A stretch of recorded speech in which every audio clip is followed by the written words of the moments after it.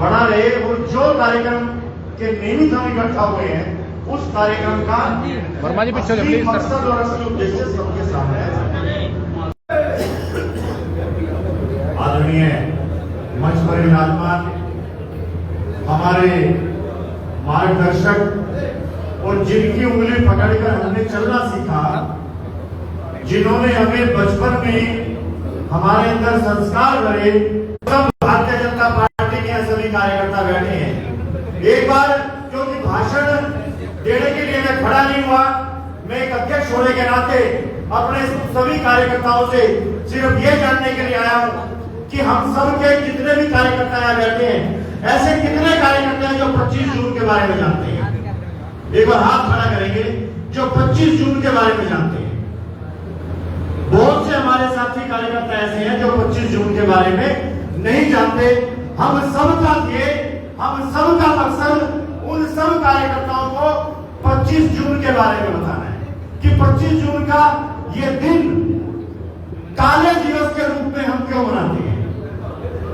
क्यों जी, जानना चाहते हैं हम सब? हाँ जी। आदरणीय मित्रों, माताओं, बहनों, बुजुर्गों, हम और साथियों, मेरे कंधे से कंधा मिलाकर इस जिले को चला रहे मेरे सभी जिले के पदाधिकारी, 25 जून 1975 का वो दिन भारत के इतिहास में काले अक्षरों में लिखा गया, जब एक हाईकोर्ट के फैसले ने तत्कालीन देश की प्रधानमंत्री इंदिरा गांधी को अयोग्य साबित कर दिया और यह कह दिया कि वो 6 साल तक चुनाव नहीं लड़ सकती। उस समय इस देश के अंदर लोकतंत्र की हत्या।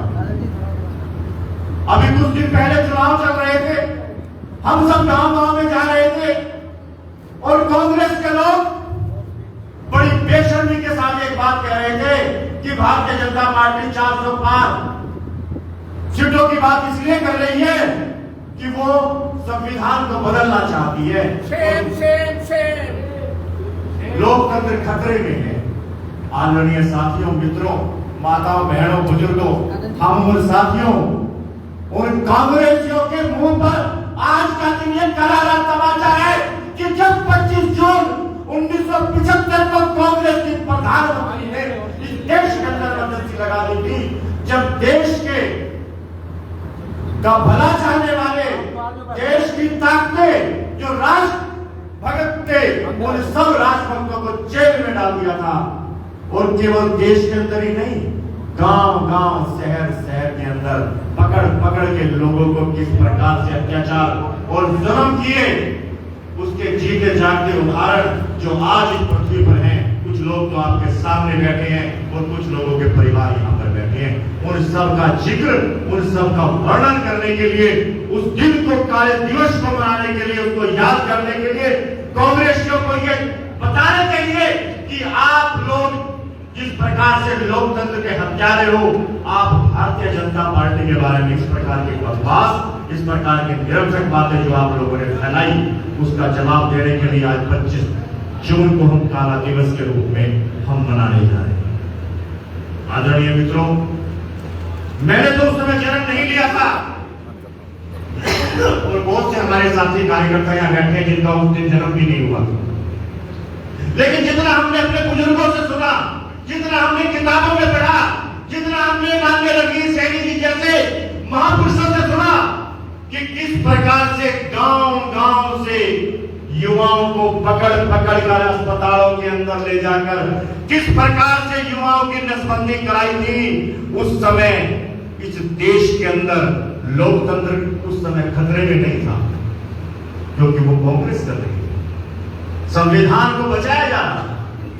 कमाल की बात है, कितने बेशर्म लोग हैं, कितने नीच और घटिया लोग हैं कि वो जो लोग लोकतंत्र के हत्यारे थे, जिन लोगों ने लोकतंत्र को तार-तार किया, आज वही भारतीय जनता पार्टी के बारे में बकवास कर रहे हैं। तो आदरणीय मित्रों, 25 जून 1975 के दिन इस देश के अंदर इमरजेंसी लगी थी और इमरजेंसी ऐसी लगी थी कि हमारे सारे देश भगत, सारे जो भी कांग्रेस के विरोध में थे सबको पकड़कर जेल में डाल दिया गया था। और केवल जेल में नहीं डाला गया था, उन पर जुल्म और अत्याचार इतने किए गए थे कि जिनको सोचकर भी हमारी रूह कांप जाती है, हमारा हृदय कांप जाता है। और आज जरा सी अगर देश भक्ति की हम बात करने लगे हैं तो कितनी बड़ी नौटंकी और कितनी बड़ी ड्रामे शुरू हो जाती है। मैं तो आज आपके बीच में सिर्फ यही याद करने के लिए खड़ा हुआ था कि कांग्रेस के इस काले दिवस के रूप में जो हम आज मनाने जा रहे हैं, समाज को पता लगना चाहिए, लोगों को पता लगना चाहिए, नई जनरेशन को पता लगना चाहिए कि किस प्रकार से कांग्रेस ने लोकतंत्र का गला घोटकर बेशर्मी की हदें पार की थी। आप सब यहाँ इतनी भारी संख्या में आए, आप सब ने इस कार्यक्रम को आकर यहाँ सफल बनाया। आप सबका हृदय की गहराइयों से बहुत बहुत आभार, बहुत बहुत धन्यवाद।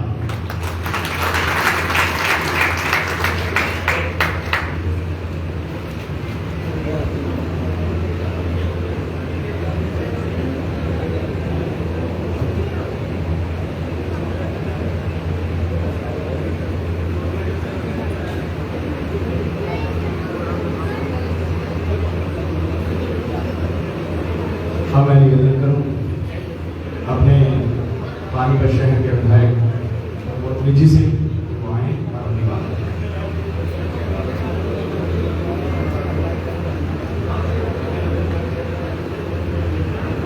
भारत माता की जय, भारत माता की जय। आज के हमारे इस विशेष कार्यक्रम में 25 जून काला दिवस आज हमारे बीच में भारतीय जनता पार्टी के बहुत ही हमारे संघ परिवार के श्रेष्ठ कार्यकर्ता और जिन्होंने अपने खून पसीने से भारतीय जनता पार्टी को भी सींचा, हमारे बीच में आपको गिनवाना चाहूंगा। मंच पे हैं श्री रणवीर सैनी जी, आप जाने पहचाने कह रहे हैं, हमारे बीच में आए जो इमरजेंसी में 17-18 महीने जेल में रहे। और मंच पे हमारे साथी सम्मानित आपके बीच में लेखराज गहलोत जी, बहुत लोग नहीं पहचानते होंगे लेकिन उनके बेटे को आप जानते हैं। हमारे बीच में किशोर गहलोत है, उनके पिताजी लेखराज जी, एक मिनट खड़े होंगे आप। लेखराज गहलोत जी जो पिताजी के साथ जेल में रहे उस टाइम इमरजेंसी में। हमारे बीच में डॉक्टर मनोज जी भी, हमारा सौभाग्य कि हमारे साथ हैं, पर किसी कारणवश वो आज आ नहीं सकते थे। डॉक्टर मनोज जी नहीं आ पाए। डॉक्टर नवीन जी, उनके बेटे हमारे बीच में है। नवीन जी थे, नवीन जी आप जानते हैं डिप्टी सीएमओ थे हॉस्पिटल में, उनके पुत्र हैं। इमरजेंसी में लगभग 33 लोग पानीपत में गिरफ्तार हुए थे। मैं आप साथियों को बताना चाहता हूँ उस रात को क्या हुआ, क्योंकि मैंने देखा इस कार्यक्रम में हमारे सभी सम्मानित मंच एक एक का नाम ना लेते हुए विषय में रहना चाहेंगे। मेरी प्रार्थना थोड़ा सा सभी नजर आ जाएगी क्या, क्योंकि आज का टाइम बिल्कुल खत्म हो गया। 25 जून की रात को क्या हुआ, लगभग 2:30 बजे का टाइम होगा या 3 बजे का। तब मेरी उम्र लगभग 22 साल थी, 22 साल की एज थी। उस रात को पुलिस घर पे आई, दरवाजा खटखटाया। विज साहब से कहा है, विज साहब बड़ी रूढ़ भाषा में बोले। हमें सोचा कोई काम होगा, कोई ऐसा इमरजेंसी होगी। तो पिताजी अंदर से आए, जिन कपड़ों में आए उठा के जीप में डाला और ले गए। हमें नहीं पता क्या, कुछ बताया नहीं, कुछ किया नहीं। मेरी आपसे प्रार्थना है, अगर आपकी बातें ज्यादा जरूरी है तो पहले आप कर ले, फिर मैं करूंगा। मेरी प्रार्थना है, बड़ा गंभीर विषय है। पुलिस की जीप आई, बताया नहीं क्या हुआ क्या नहीं हुआ। और पिताजी को गाड़ी को उन्हीं कपड़ों में लेके चले गए। हमें थोड़ी सी घबराहट जरूर हुई। इतने में तब टेलीफोन नहीं होते थे, आज तो मोबाइल है, कहीं कुछ होता था 1 मिनट में चलो पता, लैंडलाइन नहीं होते थे। बाजोर बजी जो जनसंघ के लोग थे एक दूसरे को कांटेक्ट शुरू किया तो पता चला कि पानीपत से 33 लोगों को भारतीय जनता पार्टी के जो स्तंभ थे सब पर हाथ उठा दिया, सबको उठा दिया और कहां ले गए ये नहीं पता। मुझे आज भी याद है ये सदर थाना जो है, मैं और भाई साहब यहाँ पे आए तो भारतीय जनता पार्टी हमारे बहुत सारे साथी वहां पहुंचे, कोई सूचना देने को तैयार नहीं कि कहां ले गए। किसी ने कहा कि अभी करनाल शिफ्ट किया है गुरुद्वारे में। हम लोग परिवार में तब गाड़ी नहीं होती थी, कैसी व्यवस्था कर करा के बस से सुबह गए, करनाल गुरुद्वारे में गए तो वहां तो बिता नहीं, उल्टा करनाल के सभी जनसंघ के जो लोग थे वो भी वहां इकट्ठे थे। ये क्या हुआ? इंदिरा गांधी ने जो इमरजेंसी लगाई, अभी दत्ता जी ने एक लाइन बोली अगर आपने ध्यान से सुना हो, इंदिरा गांधी को अयोग्य घोषित कर दिया गया था 1971 के चुनाव में। एक अनफेयर मैनर से उन्होंने चुनाव जीता, हाई कोर्ट का डिसीजन था और उन्होंने इमरजेंसी लगाई, मंत्रिमंडल की राय भी नहीं ली। अगर आप नेट पे जाके देखें आपको पता चलेगा उन्होंने मंत्रिमंडल की मीटिंग कॉल नहीं की जो जरूरी होती है। राष्ट्रपति से सुबह साइन करवा दिया मंत्रिमंडल की इजाजत के बिना। इमरजेंसी भी कैसी लागू हुई? समाचार पत्र, मैं आप सब भाइयों को बताना चाहूंगा, समाचार पत्रों की आजादी खत्म। कोई बिना सेंसर के लिख नहीं सकता था इमरजेंसी में। 1975 से लेके 77 तक आप लिख नहीं सकते थे। नागरिकों के मौलिक अधिकार सब खत्म, आप कोर्ट में नहीं जा सकते। सब तरह के आपके अधिकार खत्म कर दिए गए थे। मीडिया जो है न्याय पे, अगर न्यायालय में जो ऑर्डर है तो बिना सेंसर के लिख नहीं सकता। और आपको याद होगा 2014 में हमारे यहाँ से सांसद अश्विन चोपड़ा जी बने, वो अपनी बात सुनाते थे कि किस तरह से पंजाब केसरी का जो ग्रेजुएट सबके काट दिए गए बिजली के, पंजाब केसरी का ग्रेजुएट भी काटा गया। लाला जगत नारायण जी ने दाद देनी चाहिए उनके हौसले की, उन्होंने अपना पेपर जब चलाया, ट्रैक्टर की बेल्ट भाग के ट्रैक्टर से जनरेटर चला के थोड़ा इतनी बुरी हालत थी। नसबंदी जवान बच्चों की, छोटे बच्चों की करती, कुछ कहने का डर होता था मन में। मेरे साथी है सोनी जी, दुर्गा जी तो तब बहुत थे या छोटे थे। सोनी जी मुझे बताते हैं कि किस तरह से खबरें एक दूसरे को पहुंचाते थे, आज क्या हो गया, अरे भाई बैठे हैं, खबरें एक दूसरे को देने जाते थे, आज ये हो गया, आज ये हो गया, आज ये हो गया है। बाद में मालूम पड़ा कि हरियाणा के बहुत सारे लोगों को पहले करनाल जेल में रखा, कुछ दिन बाद उनको हमारा जेल में शिफ्ट किया। हम हमारा जेल मिलने गए, खाने को वही मिलता था जो कैदियों को। सोच सकते हो भाई, पतली सी दाल दे दी या नहीं दी, खाने को कुछ है नहीं या बनाए नहीं। मान्य रामविलास शर्मा जी को सबसे ज्यादा याद करें, सबसे ज्यादा, लेकिन वो दस से बस सभी साथ। हमें याद है हम बात भी नहीं कर सकते थे, किसी तरह की बात नहीं कर सकते थे। और यही एक आक्रोश की वजह बनी कांग्रेस के प्रति। जब 2 साल लोगों का दम घुट गया, हर चीज पे पाबंदी लगी हुई थी और हमारे नेताओं ने मिलके साझा मंच भी बना। जयप्रकाश नारायण जी, अगर आपने नाम सुनाओ, उन्होंने लीड किया, सुषमा स्वराज जी को स्विच कर। हमारे उस क्षेत्र से राजनीतिक हुए देवेंद्र शर्मा जी, पहले कांग्रेस में भी चले के बाद में, लेकिन देवेंद्र शर्मा जी, कर्पूरी ठाकुर जी, मुझे याद है हमारे घर पे मीटिंग हुआ करती थी। बिहार के मुख्यमंत्री कर्पूरी ठाकुर जी आते थे, चोरी छिपे रात को बैठ के होती थी, कहीं उठाना नहीं। ऐसा खंड काल हम लोगों ने अपनी आंखों से देखा है। और बर्दाश्त किया है, लेकिन लोगों ने भी जब घड़ा भर जाता है पाप का, आज जैसे अध्यक्ष जी बता रहे थे अभी आपके सामने कि 405 तारीख को नरेशन जो सेट की गई वो ये थी कि संविधान बदलेंगे। संविधान तो कांग्रेस ने बदला, हर चीज में पाबंदी लगा दी। संविधान बदलने के लिए कोई परमिशन नहीं चाहिए थी। 42 संविधान संशोधन बीच में लेके आए, सारी पावर उनके पास। किसी राजनीतिक आदमी के ऊपर आप केस नहीं कर सकते, कोई दोषी नहीं ठहरा सकते उसको, क्यों? वो नागरिक नहीं है। जो कांग्रेस ने खंड मांग में किया 1975 से 77 में किया, आज उन्होंने गलत नरेशन सेट करके लोगों को धोखा दिया पिछले चुनाव में कि भारतीय जनता पार्टी संविधान बदलेगी 412 बदलेगी। लोग बहकावे में आ भी गए। इस चीज को कार्यकर्ता को ठीक करना पड़ेगा।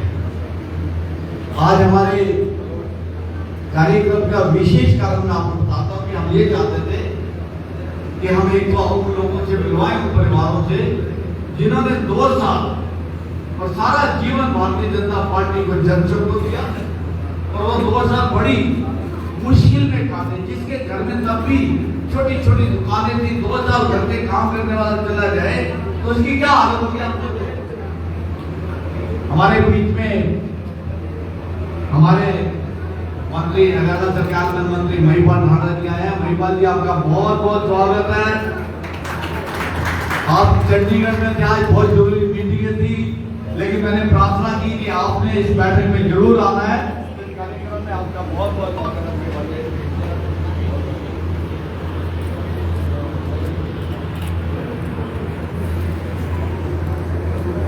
महिपाल जी ने प्रार्थना की। थोड़ी देर पहले महिपाल जी का फोन आया कि मैं गाड़ी दौड़ा रहा हूँ, थोड़ा लेट हो जाऊंगा। मैंने कहा भाई गाड़ी थोड़ा सा आराम से चलाना, हम 15 मिनट 20 मिनट इंतजार कर लेंगे। देखना भैया, महिपाल जी आपका बहुत बहुत धन्यवाद है।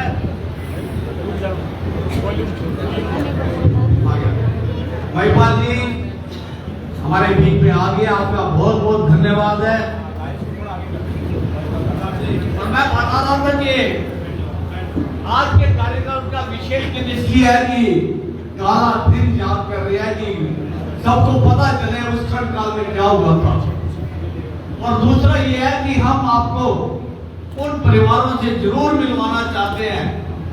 जैसे मैंने बताया कि सर 3 हमारे बुजुर्ग हमारे बीच में अब हैं, बाकी दुनिया से जा चुके हैं, लेकिन उनके परिवार, उनके बच्चे सब हमारे बीच में हैं।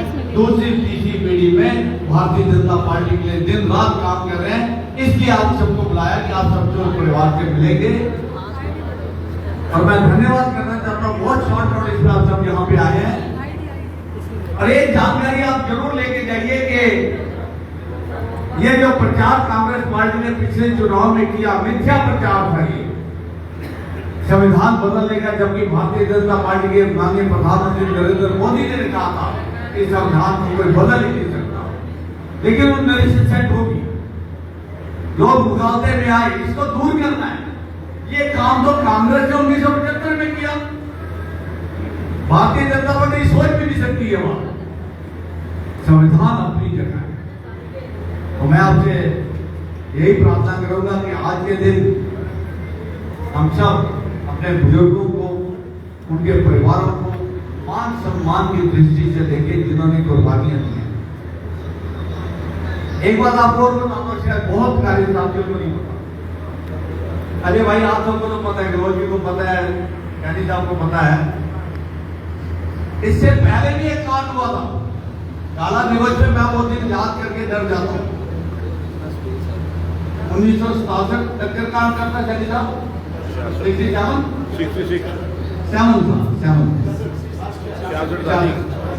1966 पानीपत के अंदर थोड़ा सा एक जुलूस निकल रहा था, झगड़ा हो गया, उसमें 2-3 आदमी की डेथ हो गई। तो आप इमेजिन करिए कि उस टाइम के जनसंघ के लोगों को, शायद पत्रकारों को भी ये बात पता नहीं होगी, उस समय की जनसंघ में अनेक कार्यकर्ताओं को जेल में ठूस दिया गया, उनके कत्ल के इल्जाम में भारतीय जनता पार्टी के जनसंघ के कार्यकर्ता। कितने लोग थे कि आपको एग्जैक्ट पता है? 10 लोग थे। 10 लोग थे जो स्तंभ थे भारतीय जनसंघ के पानीपत में। और एक बात और आपको बताता हूँ जो मेरे परिवार में पता है, शायद अजय भाई को पता होगी या कैनी साहब को पता होगी। 1967 का चुनाव आ गया, बाइक को था हरियाणा बना 1967 में, बाई इलेक्शन था। पिताजी चुनाव लड़ रहे थे, 2 बार के विधायक थे, 62 में 66 में। 67 के चुनाव में पिताजी ने एक बात बोल दी, इन कांग्रेसियों को बोला एक काम कर लो यार, जीतते तो होनी, मैं खड़ा ही नहीं होता, सीट छोड़ देते हैं हमारे भाइयों को छोड़। ऑफर नहीं की थी, यानी साहब याद है आपको? पिताजी ने ऑफर दी थी कि मैं 67 के चुनाव नहीं लड़ता, मेरे साथियों को छोड़ दो, ये कहा गया। उनको इतना घमंड था, उन्होंने ये बात नहीं मानी। लेकिन सच्चाई की जीत होती है। कोर्ट ने उन सबको बरी किया, सबको बरी किया, और पिताजी चुनाव भी लड़े, चुनाव भी। ये कांग्रेस वाले धोखा देते हैं। ये जो काला दिवस है वो काली रात थी, मैंने आपको बताया। हम भटकते रह गए रात को, दिन को, कई दिन तक, कभी गुरुद्वारे में, कभी करनाल जेल में, कभी अम्बाला जेल में। कोई बताता ही नहीं था पिताजी कहाँ है, साथी कहाँ है, कौन से साथी कहाँ पे है, किसी पर नहीं पता। ऐसा दुख भरे वो दिन आपके बुजुर्गों ने, भारतीय जनता पार्टी के उन कार्यकर्ता जो जनसंघ के समय में संघर्ष कर रहे थे, आज उनके मान सम्मान का दिवस है। आज उनके सबके परिवार के सदस्य आए हुए हैं। अभी महिपाल जी हमारे बाद अभी अपना वक्तव्य देंगे, और फिर मैं मंत्री महोदय से प्रार्थना करूंगा कि उन परिवारों का मान सम्मान आपके हाथों से, अध्यक्ष जी के हाथों से मान सम्मान किया जाएगा। और अब मैं निमंत्रण देता हूँ हमारे हरियाणा सरकार में मंत्री भाई भंडारा जी, आपके सामने अपने विचार।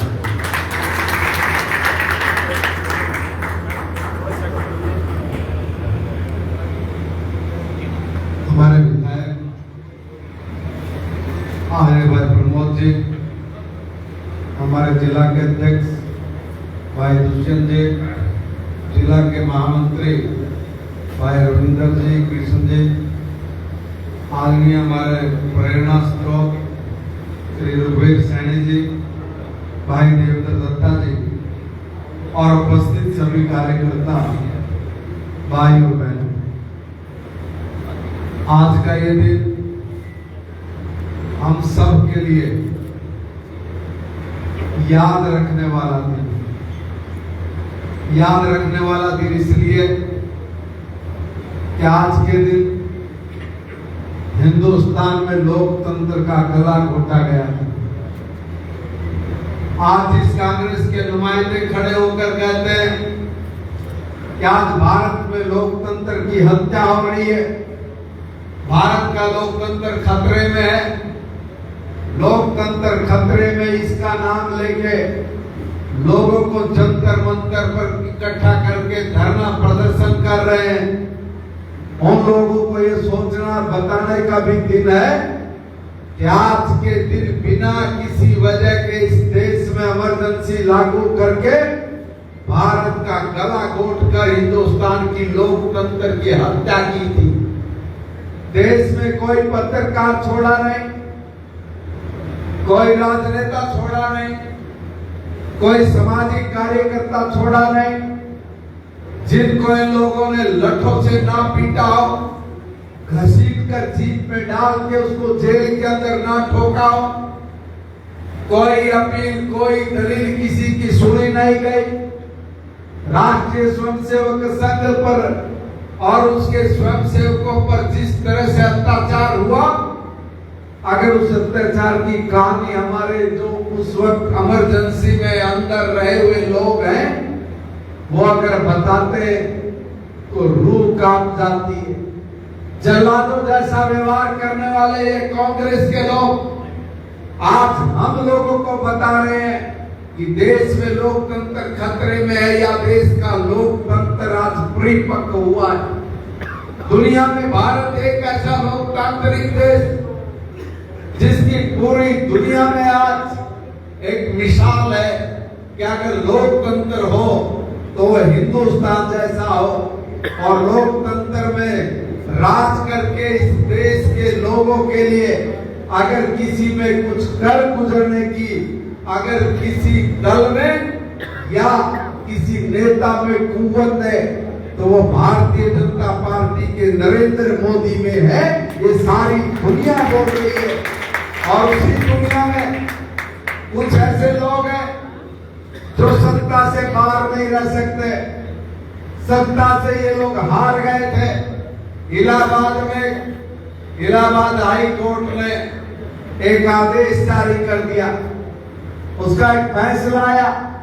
फैसला ये आया था कि श्रीमती इंदिरा गांधी वो गलत तरीके से चुनाव जीती है, इसलिए वो हार रही है, उसको सत्ता छोड़नी पड़ेगी। सत्ता नहीं छोड़ेंगे, इस देश में इमरजेंसी लगा देंगे, इस देश का गला घोट देंगे और उसी पीढ़ी के लोग, उसी खानदान के लोग आज ये कह रहे हैं सत्ता से बाहर रहकर कि इस देश का लोकतंत्र खतरे में, इस देश का संविधान बदलने की आज वो झूठ बोलकर लोगों को बरगलाकर भारत में जो एक जहर घोलने का काम कर रहे हैं, उस जहर को घुलने नहीं देंगे, उस जहर को आगे फैलने नहीं देंगे। और इस तरह की अफवाह फैलाकर इस देश के भाईचारे को तोड़ने का काम करने वालों को अभी भी जनता ने मुंह पर चपत लगाई है और आने वाले चुनाव में भी ये जनता उनके मुंह पर चपत लगाकर भारत के लोकतंत्र को और ज्यादा मजबूत करेगी। इसी आशा और विश्वास के साथ आप सब लोगों के लिए ये बहुत जरूरी है कि हमारे देश में 25 जून 1975 को क्या हुआ था और कैसे हमारे जनसंघ के लोगों ने, भारतीय जनता पार्टी के लोगों ने, भारतीय जनसंघ के लोगों ने और राष्ट्रीय स्वयंसेवक संघ के अलावा अनेकों अनेक दलों के लोगों ने कितने कष्ट और कितनी पीड़ाएं झेलकर 19 महीने तक अपने परिवारों से दूर रहकर जिस आतंक के साए में ये देश था, उससे बड़ी मुश्किल से बाहर निकलने का अवसर मिला। दोबारा फिर से इसी प्रकार का एक चक्रव्यूह इस देश में फिर से रचा जा रहा है। फिर से एक कोशिश की जा रही है कि किसी तरीके से भारतीय जनता पार्टी को सत्ता से बाहर करने के लिए गठजोड़ किए जाए। गठजोड़ करो चाहे कुछ भी करो, अब हम लोग 50 साल से पहले इस देश में से हिलने वाले नहीं है। और हिलने वाले क्यों नहीं? इसलिए हिलने वाले नहीं है, आप लोगों को पता ही, जब हमारी सरकार सत्ता में नहीं थी तब ये लोग एक बात कहा करते, ये कहा करते कि ये तो भारतीय जनता पार्टी है, ये गरीब विरोधी पार्टी है, ये किसान विरोधी पार्टी है। हम लोग उनसे पूछते थे कि जब हमारी पार्टी कभी सत्ता में आई ही नहीं तो हम लोग गरीब विरोधी कैसे हुए, किसान विरोधी कैसे हुए? तब हम लोगों को पता लगा कि इस देश में कांग्रेस के अंदर जो थिंक टैंकर थे, जो कांग्रेस को चलाने वाले लोग थे, उन लोगों ने कांग्रेस के नेताओं से कहा कि देखो, हमने भारतीय जनता पार्टी का विचार पढ़ा है, अगर उनका विचार लोगों की खोपड़ी में बैठ गया, लोगों तक चला गया, फिर आप लोगों के सामने समस्या हो जाएगी। इसलिए पहले ही कोई प्रचार प्रसार करो। और उन्होंने कहा कि क्या प्रचार प्रसार करें? उन्होंने कहा कि अगर भारतीय जनता पार्टी को कोई वर्ग सत्ता में लेके आ सकता है, या तो वो किसान है या वो गरीब वर्ग है, और इसलिए दोनों के खिलाफ भारतीय जनता पार्टी के बारे में उलट पुलट बोलना शुरू करो। अगर उलट पुलट बोलकर इस देश में नैरेटिव सेट नहीं किया तो गलती से बीजेपी अगर एक बार सत्ता में आ गई तो 50 साल तक ये लोग सत्ता से बाहर नहीं जाएंगे। भाइयों, इसलिए कांग्रेस के लोगों ने पूरे देश में एक ही बात शुरू कर दी। जब तो कोई दूसरा दल होता भी नहीं था, हमारी 2 सीट आती नहीं थी, तब ये लोग ये कहना शुरू कर रहे थे कि ये किसान विरोधी है, ये गरीब विरोधी है। और भाइयों, आज भारतीय जनता पार्टी सत्ता में आ गई। अभी 10 साल हुए, 40 साल बचते।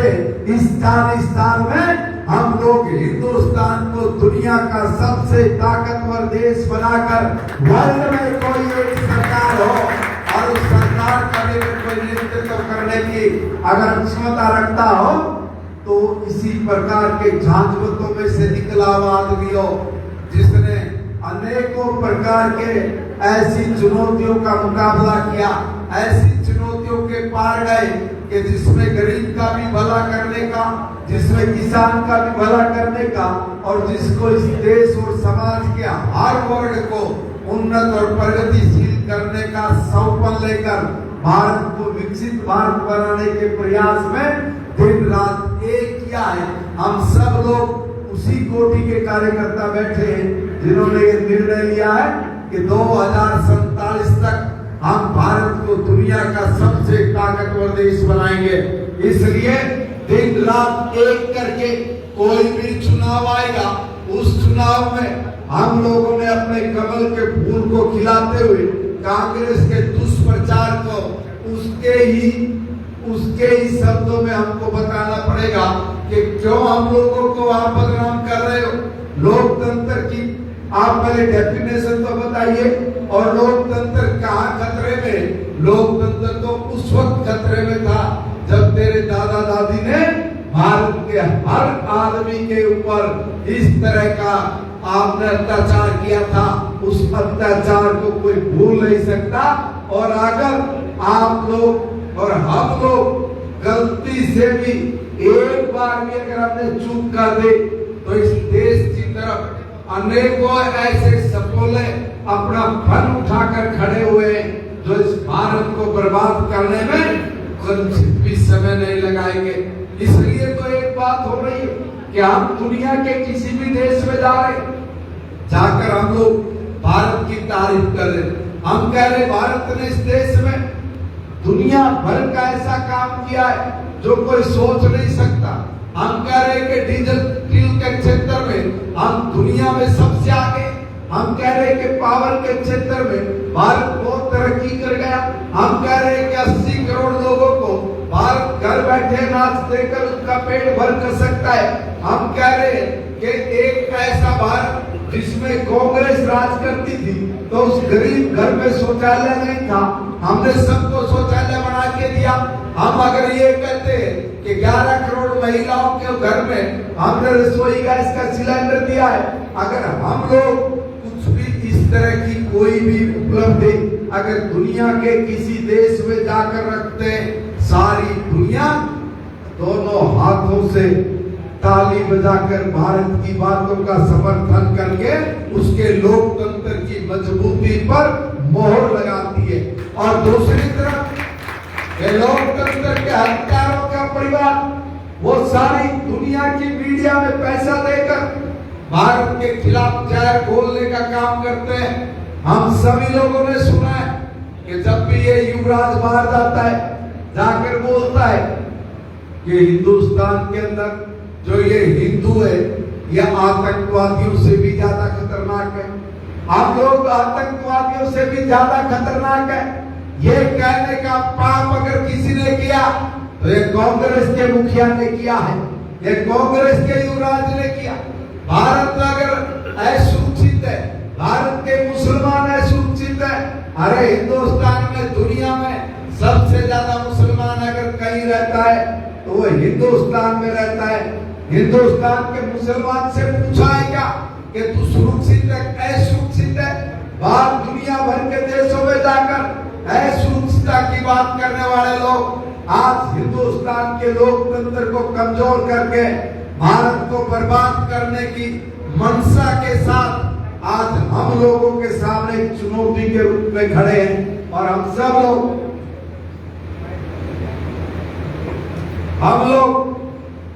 इन चुनौतियों का डट कर मुकाबला करने के लिए भी तैयार हैं। भाइयों इतने बदमाश लोग, अभी मुझे प्रमोद जी ने बताया कि एक बात आप भूल ही गए, गरीब के हम दुश्मन नहीं, गरीब के तो वो दुश्मन सारी जिंदगी गरीब के नाम पर नीतियां बनाकर उसके पैसे को अटका कर भारत के अंदर उसको कंगाल करके वोट बैंक की राजनीति करने वाले लोग आज भी अपनी हरकतों से बाज नहीं आ रहे। और हरकतों से बाज ना के आज हरियाणा में भी जिस गरीब को भारतीय जनता पार्टी की सरकार ने नौकरी दी है, उस नौकरी के खिलाफ यही कांग्रेस के लोग जाकर खड़े हो गए। ये कह रहे हैं कि भारतीय जनता पार्टी वालों ने ये गरीब आदमी को नौकरी कैसे दे दी, गरीब आदमी को नौकरी नहीं देनी चाहिए थी, अगर नौकरी देनी थी तो उन्होंने इस प्रकार के गैंग खड़े कर दिए। भर्ती रोको गैंग, ये भर्ती रोको गैंग में सारे कांग्रेस के बड़े से बड़ा और छोटे से छोटा हर नेता खड़ा हो गया। जब भी कोई गरीब आदमी भर्ती होता है उसके खिलाफ कोर्ट में जाके खड़े हो जाते हैं और ये कहते हैं कि भाई गरीब आदमी का क्या मतलब कि वो किसी भी सूरत में कहीं भी प्रशासनिक तंत्र के अंदर सेवा कर ले। ये गरीब आदमियों की रोटी के दुश्मन लोग हैं।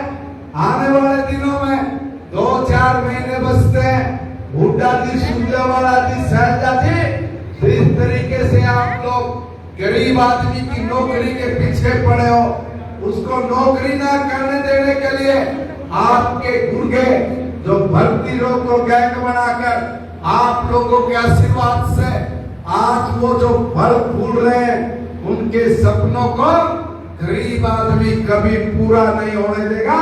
गरीब आदमी अपने हर हकूक की लड़ाई जोर शोर से लड़ेगा भी, और वो इसलिए लड़ेगा क्योंकि भारतीय जनता पार्टी की सरकार उस गरीब आदमी के साथ खड़ी है। एक भी भाई को चिंता करने की जरूरत नहीं कि उसकी कोई नौकरी खा जाएगा या उसकी नौकरी को कोई परेशानी आएगी। हम लोगों ने गरीब आदमी को उसका अधिकार दिया।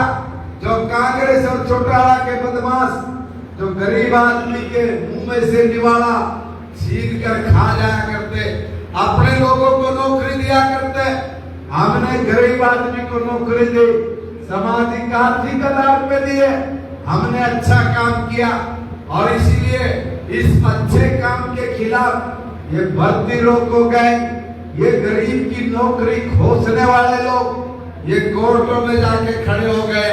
और इसलिए हर कार्यकर्ता से निवेदन करता हूँ कि आप मीडिया में जाओ, सोशल मीडिया में जाओ, हर घर घर में जाके बोलो कि भाई गरीब आदमी के दुश्मन ये कांग्रेस वाले, ये चौटाला वाले, ये उनकी नौकरी को खाने के लिए तुले हुए।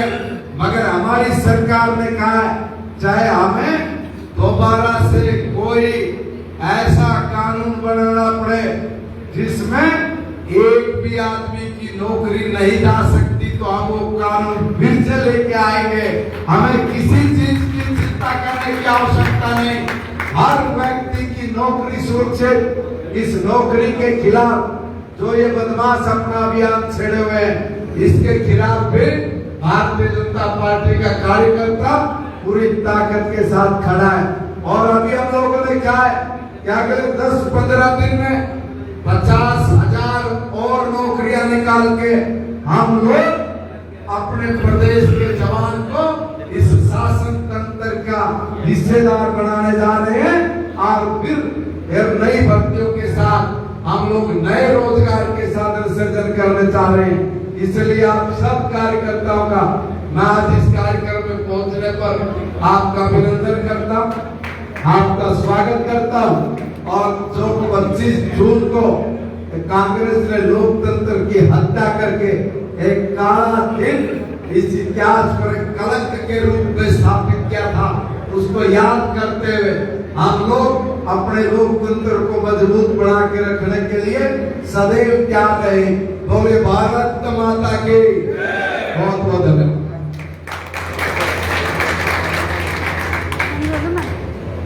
आप सबसे आग्रह है कि 10 मिनट का और कार्यक्रम है। अब ये मान सम्मान की बात है, जो हमारे बुजुर्गों के परिवार आए हैं, बुजुर्ग आए हैं, आप कृपया करके थोड़ा सा शांति से, ध्यान से जब उनका स्वागत करें तो तालियों के गड़गड़ाहट से आपको स्वागत करना है।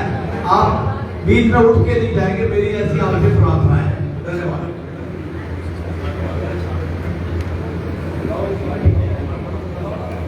बहुत बहुत धन्यवाद हमारी आज के इस कार्यक्रम के मुख्य वक्ता और हरियाणा सरकार में मंत्री आदरणीय श्रीमान भाई पाटखंडा जी, जो हमारे अपने क्षेत्र के हैं, पानीपत ग्रामीण से विधायक हैं और वर्तमान में हरियाणा सरकार में मंत्री हैं। पुनः एक बार धन्यवाद।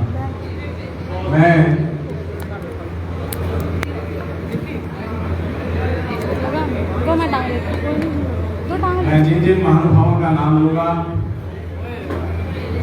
उनके परिवार से यदि कोई उपस्थित हैं या वो स्वयं उपस्थित हैं तो वो मंच पर आएंगे। मैं सबसे पहले हमारे मंत्री भाई पाटखंडा जी से निवेदन करूंगा, प्रमोद जी से निवेदन करूंगा, दुष्यंत जी से निवेदन करूंगा कि मिल करके आदरणीय रघुवीर सैनी जी का अभिनंदन सत्कार करें और आप तालियों में कंजूसी न करें।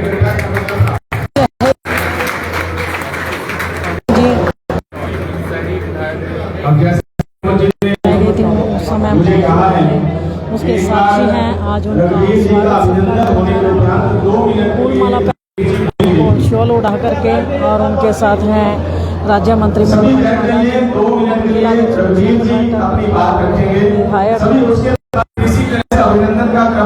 प्रमोद भी जी यहाँ पर मौजूद हैं, कृष्ण केवानी जी मौजूद हैं और लाइव तस्वीरों में आप देख सकते हैं किस तरीके आज यहाँ पर तमाम बीजेपी के नेता और कार्यकर्ता यहाँ पर निवेदन करूंगा और देख सकते हैं आदरणीय प्रमोद जी को, जिनके बड़े पिता श्री फतेहचंद जी भी आपातकाल के अंदर जेल में थे, उनका अभिनंदन भी मंत्री जी, कृष्ण जी, बाला जी, दोनों महामंत्री दुष्यंत जी के साथ दुष्यंत जी सभी थोड़ा सा अपनी तरफ हो जाओ ना।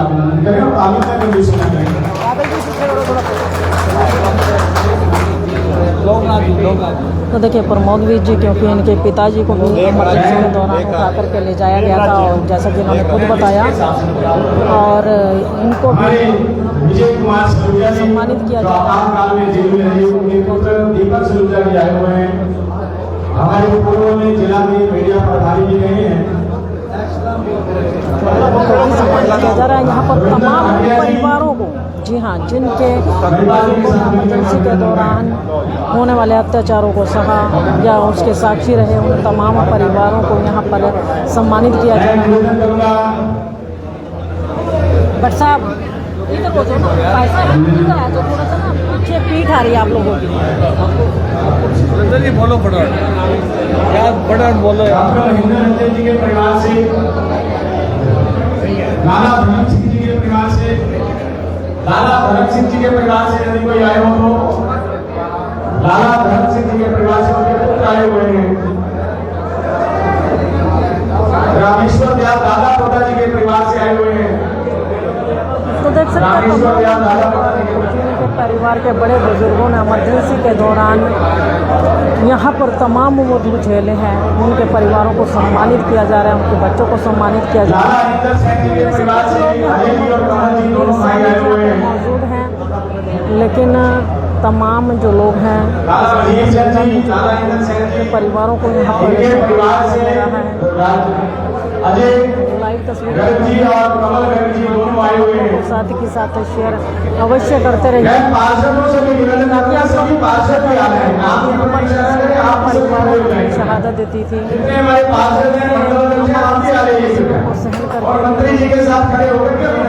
पर जीवित रहे।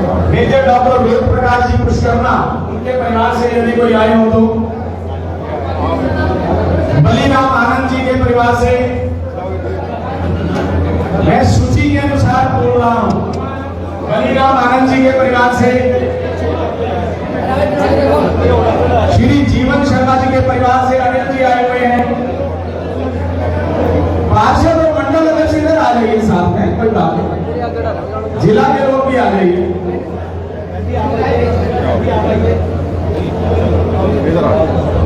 जीवन शर्मा जी के परिवार से अनिल जी आए हुए हैं। लाला सुल्तान सिंह जी के परिवार से हमारे सुल्तान सिंह जी नहीं आए। रविंद्र जी के परिवार परिवार से, लाला रविंदर जी के परिवार से, रविंद्र वर्मा जी, राजेंद्र वर्मा जी यदि आए हों तो, लाला धनपाल जी, हमारे लाला धनपाल जी नमक वाले अगर उनके परिवार से कोई आए हो तो कृपया आ जाए। श्री लेखराज जी गहलोत, श्री लेखराज जी गहलोत जो बिल्कुल युवा अवस्था में थे और इतनी यातनाएं पुलिस ने इनको दी, मारते हुए, निरंतर मारते हुए, कठोर कारावास और फिर जेल में लेकर के गए। पीठ आएगी कुछ श्री श्याम नारायण शर्मा जी, श्री श्याम नारायण शर्मा जी जो मात्र 17 साल की आयु में बिहार की जेल में बंद थे, मात्र 17 साल की आयु में। कृपया श्याम नारायण जी आगे आ जाइए। ये कार्यक्रम तो प्रेम का कार्यक्रम है जी, मेरा निवेदन, आप शिक्षक के अधिकारी हैं लेकिन ये कार्यक्रम प्रेम और भाव का कार्यक्रम है। डॉक्टर मनोहर लाल सुनेजा जी के पुत्र डॉक्टर नवीन जी आए हुए हैं। श्री धर्मचंद सेठी जी के परिवार से यदि कोई आया हो, पंकज जी आए हैं, धर्मचंद सेठी जी के परिवार से, पंकज जी आए हैं, पंकज सेठी जी आए हुए हैं, कृपया वो भी आ रहे हैं। बता देते तिलक जी आए हुए, तिलक जी बाबू हरगोविंद, नहीं ऑफ है ना, ऑन है। हरगोविंद जी, बाबू हरगोविंद जी, ठीक है देखते हैं। तिलक राज खींचा जी आए हुए हैं। उस समय हमारे माननीय जला संघ के चालक होते थे हरगोविंद जी। कस ले थोड़ा सा। श्री गोविंद राम रहेजा जी, लक्ष्मण रहेजा जी आए हुए हैं, दिवेश रहेजा जी बागोली से,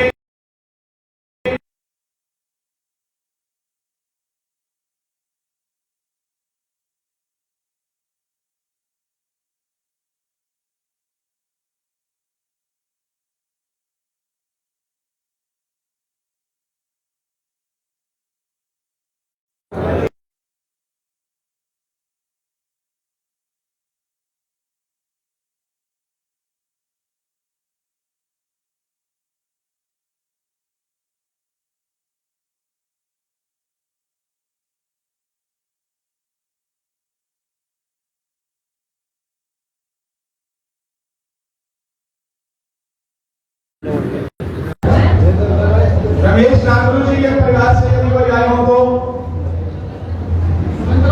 श्री ईश्वर नंदा जी, श्री ईश्वर नंदा जी यदि इनके परिवार से ब्रजेश जी आए हो तो कृपया आज के इस अभिनंदन सत्कार समारोह में आप आए। मैं रघुवीर जी से निवेदन करूंगा कि आए और हम सबका मार्गदर्शन करें। निश्चित नाम तो देख सकते हैं यहाँ पर ये रहते जेल में, अब अभी देंगे। तो देख सकते हैं तमाम जो लोग हैं यहाँ पर उनको सम्मानित किया गया। और रघुवीर सैनी जी जो समय जेल में रहे हैं उनका संबोधन भी आपको सुनवाएंगे। आपको उसका पता नहीं है। मैं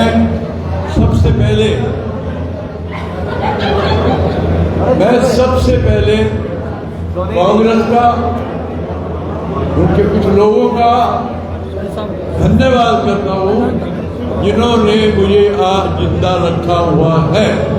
कांग्रेस नहीं होती तो मैं नहीं होता।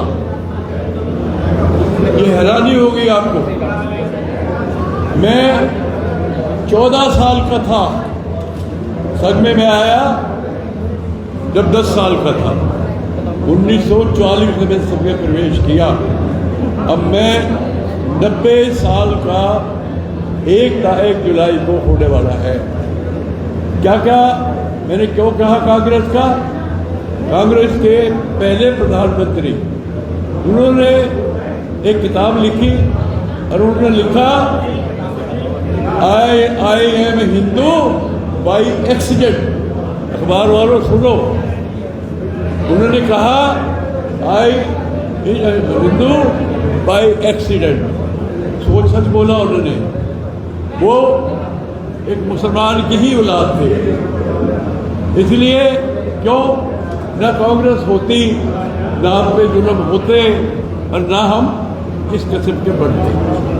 ये कभी लंबी बात में एतराज हो, मेरी आप बाइट ले सकते हैं, बाइट लग जाएगा। ये कैसे चले हुए, कैसे हुए? 14 साल का था मैं जब मैंने सत्याग्रह किया, पीटा पुलिस ने, और कोर्ट में 5 साल की सजा हुई थी मुझे, 5 साल की। और वो जो 5 साल के लिए मुझे गए जेल में मैं गया, वो बस भेजे ही रहे। पटेल ने जुएला इलेक्ट बनाया और वो 5 महीने में जो मैंने सीखा सबके सबसे से वो आपके सामने है। कभी आपको बताऊंगा तो आप हैरान हो जाएगा। कांग्रेस ना होती, लेना होता, जो कुछ उन्हें जुल्म, जो अत्याचार किए, मैं 6 बार जेल में गया हूँ। तो कभी मिलेंगे पत्रकारों, आप बैठेंगे तो आपको बताऊंगा और आप हैरान हो जाएंगे और हो जाएंगे। बस आप ये हो गया, आप बैठ भी नहीं सकते। अभी सबसे सम्मानित किया गया तमाम जो 19 महीने बहुत बहुत धन्यवाद आदरणीय महोदय, और आप सभी का बहुत बहुत धन्यवाद। सभी जिले के पदाधिकारी, हमारे प्रदेश के काला दिवस मंत्री आदरणीय, हमने अपनी आंखों से वो दिन देखा है। तब मेरी उम्र लगभग 22 साल की थी जब 1975 में इमरजेंसी लगी और पानीपत के दसियों प्रमुख कार्यकर्ताओं को उस रात को उठा लिया गया बेदर्दी से, जिन कपड़ों में होते गाड़ियों में बिठा के ले गए। और इमरजेंसी क्यों लगी कि इलाहाबाद हाई कोर्ट का एक ऑर्डर उस समय की प्रधानमंत्री इंदिरा गांधी जी के विरुद्ध आया कि उन्होंने गलत तरीकों से चुनाव जीता है, इसलिए उनको 6 साल के लिए बैन भी किया गया। ये इमरजेंसी की रूपरेखा बनाकर मंत्रिमंडल का जो है परमिशन भी ली, मंत्रिमंडल की कोई बैठक नहीं उस समय में। आप हिस्ट्री में पढ़ सकते हैं ये बात, और राष्ट्रपति से साइन करवा लिए गए। आपके सभी मौलिक अधिकार उस रात को खत्म कर दिए गए। मीडिया को किसी तरह की आज़ादी नहीं थी लिखने की। मीडिया कोई भी संवैधानिक बात या न्यायिक बात लिख ही नहीं सकता था जब तक उसको सेंसर नहीं किया जाता था। और आज हमने ये जो कार्यक्रम किया है उसमें विशेष तौर पे हमने उन लोगों को सम्मानित किया है जो पानीपत से उस समय जेलों में रहे।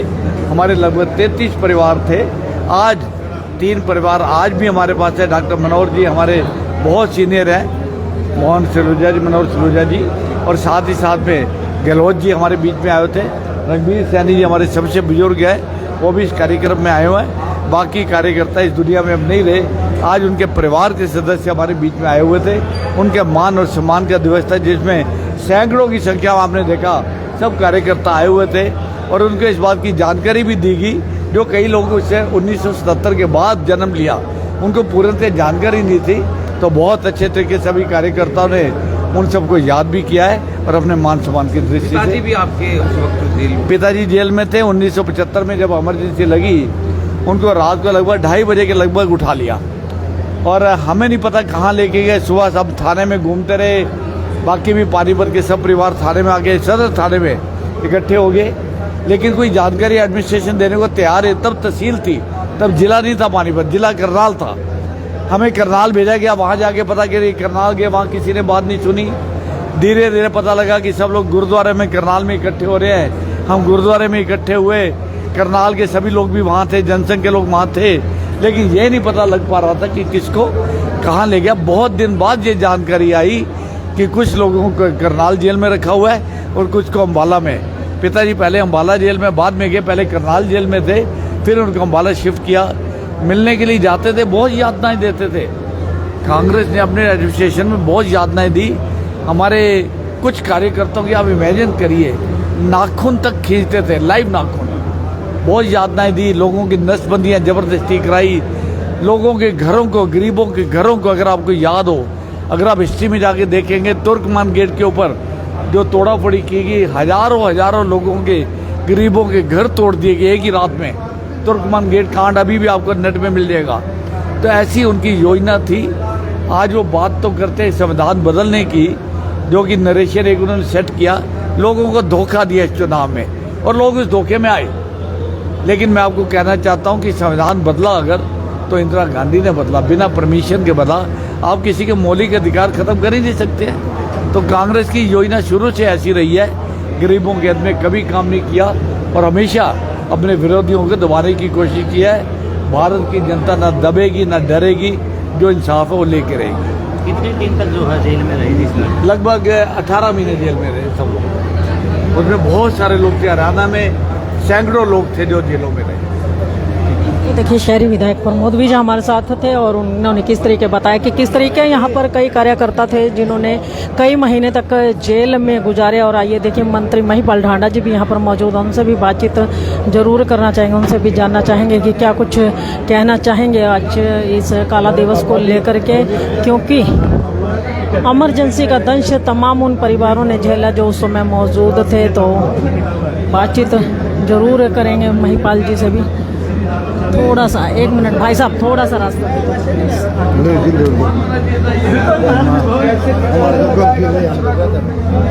वो उसी जुगड़ तोड़ में एक दूसरे को कैसे नीचा दिखाया जाए वो इस फितरत में लग रहे हैं। और हम लोग इस प्रदेश का जन कल्याण कैसे हो, इस प्रदेश में कैसे कल्याणकारी नीतियों को लागू करके हर व्यक्ति को उसका लाभ उस तक पहुँचे, इस पर काम कर रहे हैं। हम अपने राजनीतिक गतिविधियों को भी और हम इस प्रक्रिया में लगे कि जो भी कोई विनिंग कैंडिडेट है, जिताऊ कैंडिडेट है, उसको हम लोगों ने मैदान में उतार रखा है, मैदान में उतरे हुए हैं और एक बड़े मैंडेट के साथ, स्पष्ट बहुमत के साथ तीसरी बार भारतीय जनता पार्टी की सरकार फिर से बनने वाली है। कभी मिलने में आपको बताऊंगा क्या है। यहाँ पर तमाम जितने भी लोग थे बीजेपी के, उन्होंने बताया कि किस तरीके इमरजेंसी के चलते यहाँ पर काफ़ी जुर्म लोगों पर किए गए थे। उन जुर्मों को याद करके आज इसीलिए काला दिवस के रूप में इस दिन को मनाया जाता है। और भारत के अंदर तमाम शहरों में आज बीजेपी कार्यालयों पर जो है कार्यक्रम करके इस दिवस को काला दिवस के रूप में मनाया गया। तो लाइव तस्वीरें जो हैं आपको इंडिया की दहाड़ के माध्यम से दिखाई जा रही थी। इस खबर को ज़्यादा से ज़्यादा शेयर अवश्य कीजिए, लाइक भी कीजिए, चैनल को फॉलो करना ना भूलें। इंडिया की दहाड़ के लिए रमा देवी, जय हिंद, जय भारत।